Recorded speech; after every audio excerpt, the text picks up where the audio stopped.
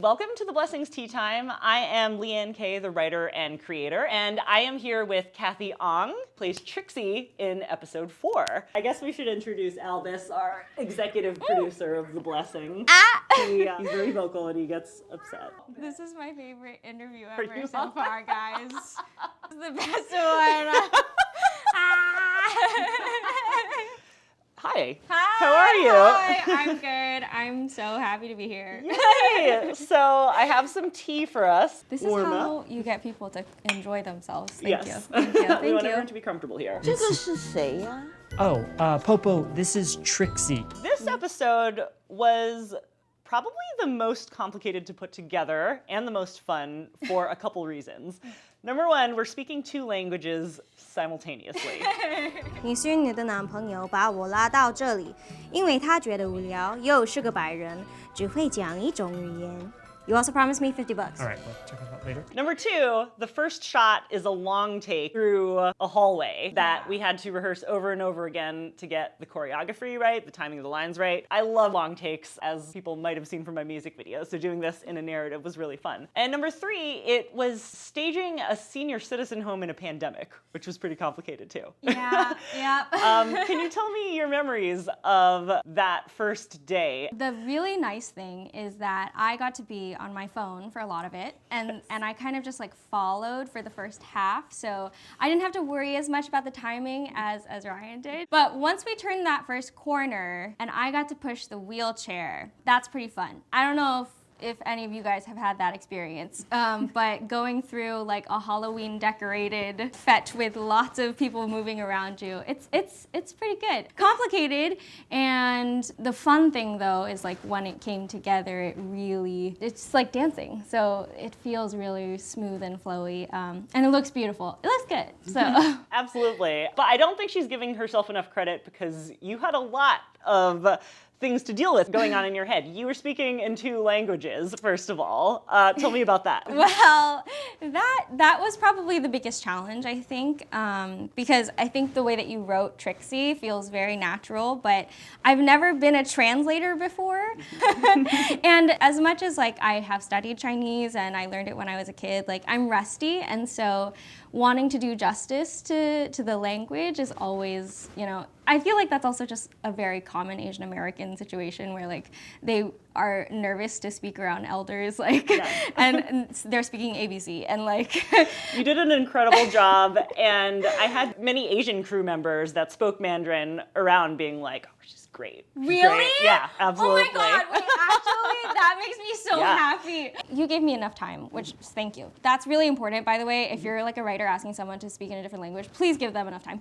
I tried to make sure that I, actually understood all of the grammar, going back to my Chinese school books and things like that. Did you rehearse like with your parents, or how did you get that down? I spoke with my dad a little bit, and then also just using like audio files from people. Wendy was really sweet, and after our first rehearsal, she actually sent me like audio recordings of the way that she would say it. I wanted her to understand me was the most important. I didn't know that. That's so beautiful, actually. yeah, Especially, you hear about actors helping each other out, like, on set. And I wish Wendy could be here today. We are still in a pandemic, so she is at home staying safe. But we love you, Wendy. She's always having a blast. And like, I think this role probably, it's easy to have fun because like she was like swearing at people. We just got to like hound Ryan so hard. And like, that's everyone's dream scene, I feel like. This is a common theme, actually, as I'm interviewing all the Asian actors, where they're like, I really liked being able to be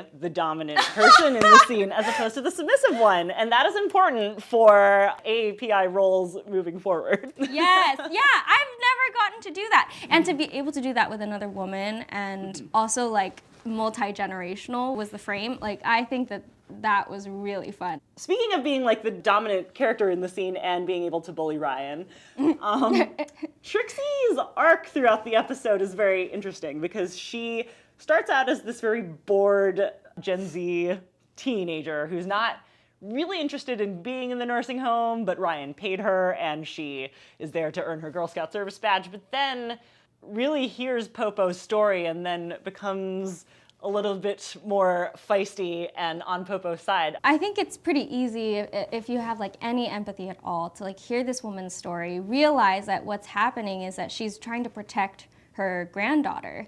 And like, of course you're gonna be on her side. Of course you're gonna wanna also like make sure that this guy is good enough for her. And like, she's clearly trying to protect her granddaughter. And you also see earlier in the scene, like the kind of people that she is surrounded by in the nursing home. Where's my prize? Mrs. Lam, for the last time, we cannot give prizes to residents who don't play games in English.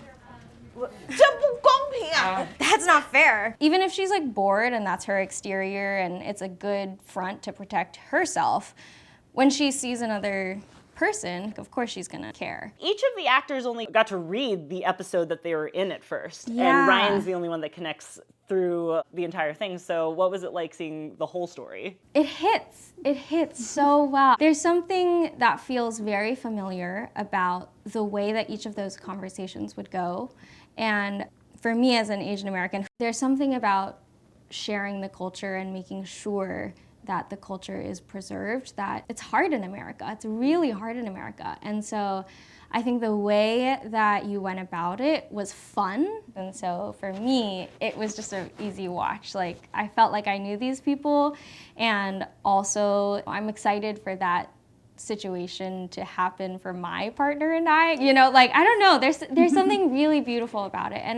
And of course, like, everyone is hard on Ryan at first in the series, but like, they love him because like he loves Lana, and so I think it just is very heartwarming. Thank you.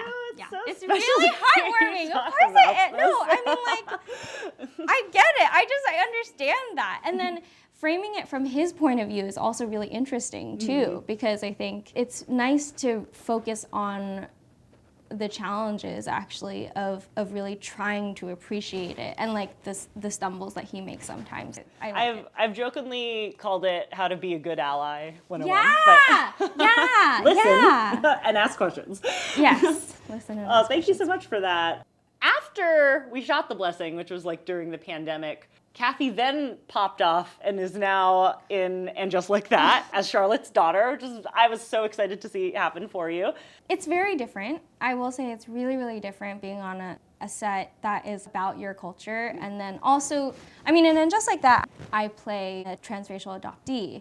My family is white. And it's interesting to like have that kind of brewing under her the whole time, and trying to make sure that the writers keep that in mind, which they do. They're really trying this season to like make sure that they're including everyone and every kind of person that they can. Yeah. And I really appreciate that. It's nice just as an actor to like know that you're on a set that cares to learn a little bit about you. The level on that set is just, the bar is high. A dynasty. It's a dynasty, yeah. It's great to be, again, around like so many women who have been doing this for so long. I got it also on ours, but like to be around a bunch of women who are just like fighting for women's empowerment in media, it feels good. Like you feel like you have a voice. I guess my final question is, as an actor, I do feel like the younger generation is up and coming into a world with more diversity and diverse roles and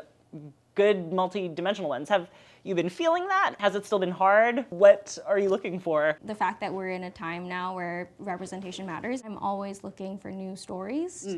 And they don't even have to be about me or Asian people in general, but just I want to learn more about the rest of the world, because like that's like the whole purpose of art. So Absolutely. I'm really glad that I'm in a time like right now, and I hope that the trend just continues upward.